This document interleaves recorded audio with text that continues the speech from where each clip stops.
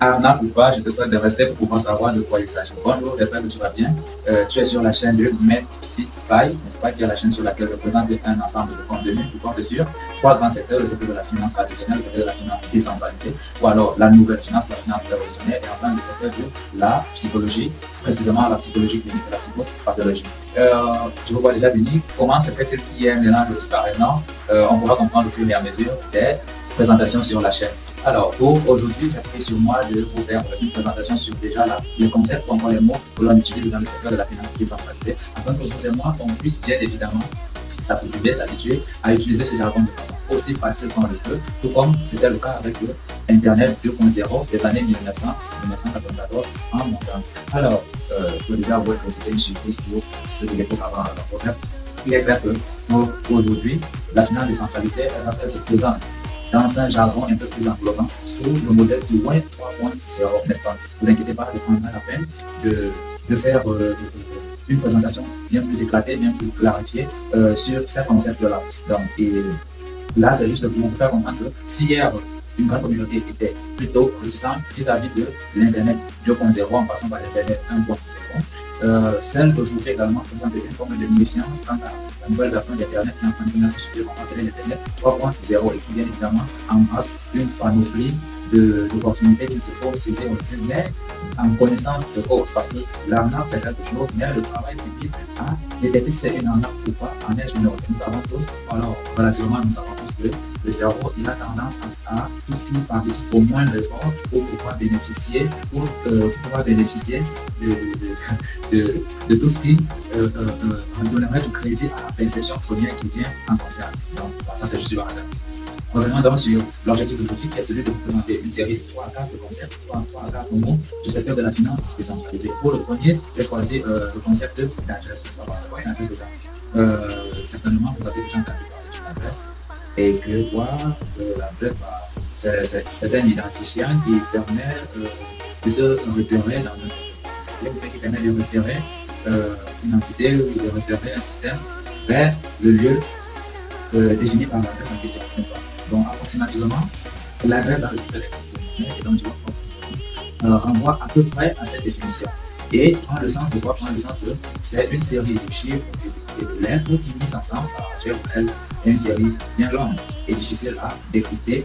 Et je vous dirai pourquoi. Alors, c'est une série de chiffres et de lettres qui mis ensemble permettent de faire des transactions sur le système Web 3.0.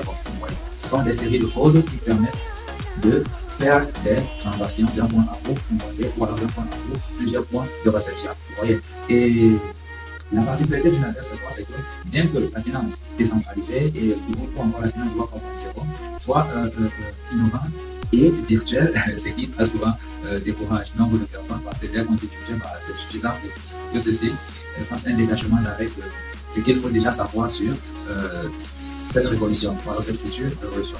Alors, je vais donc faire comprendre que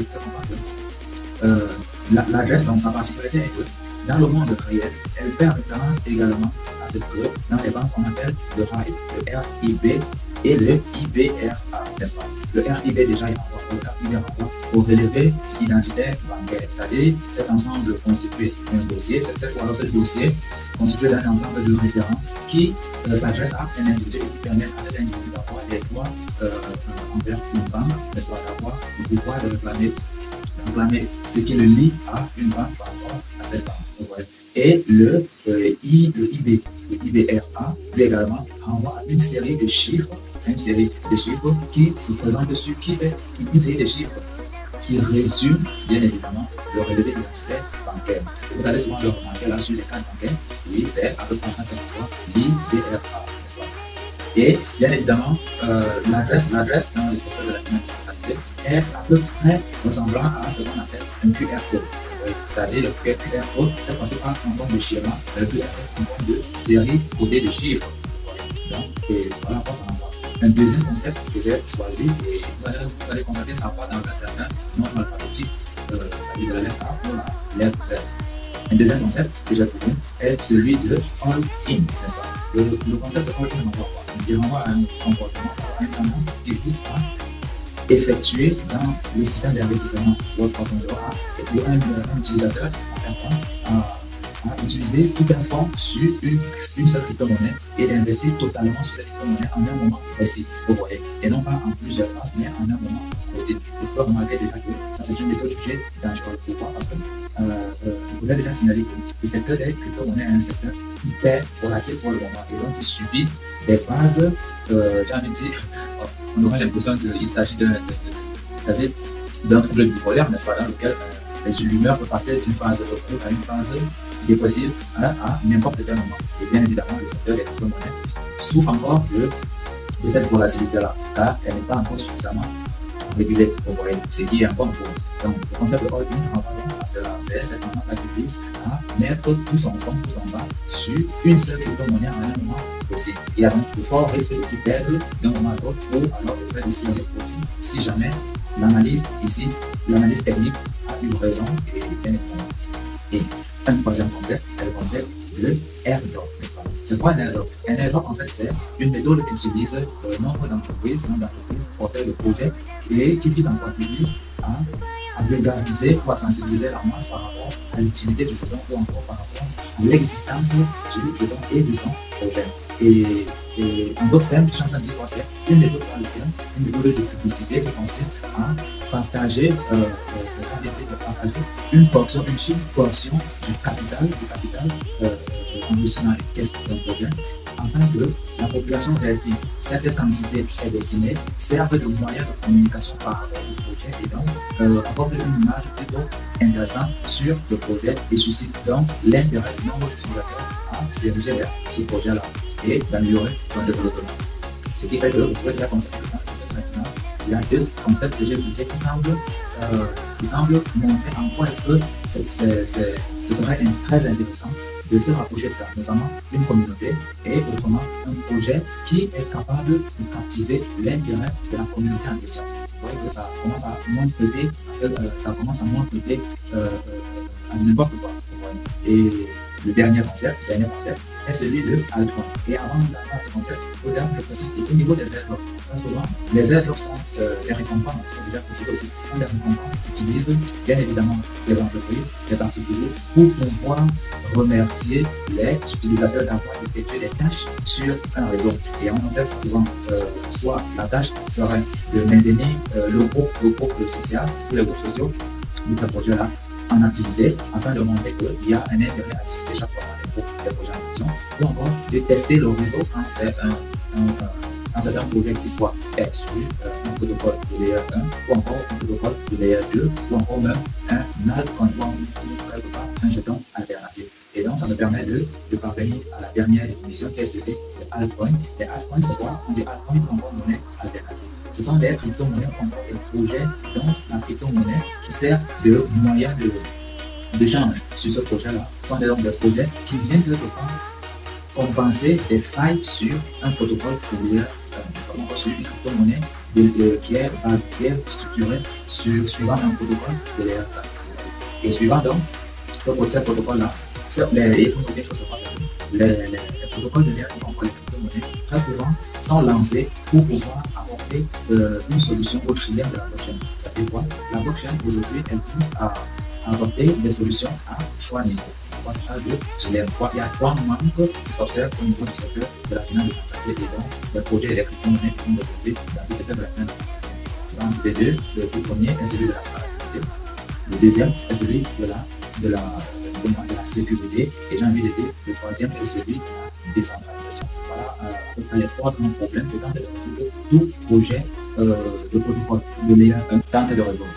C'est un réseau, les trois problèmes que l'on retrouve dans le secteur de la finance décentralisée. Alors, je pense que ce serait tout pour aujourd'hui. Merci déjà d'avoir prêté une attention particulière au contenu et à la prochaine. Ciao, ciao.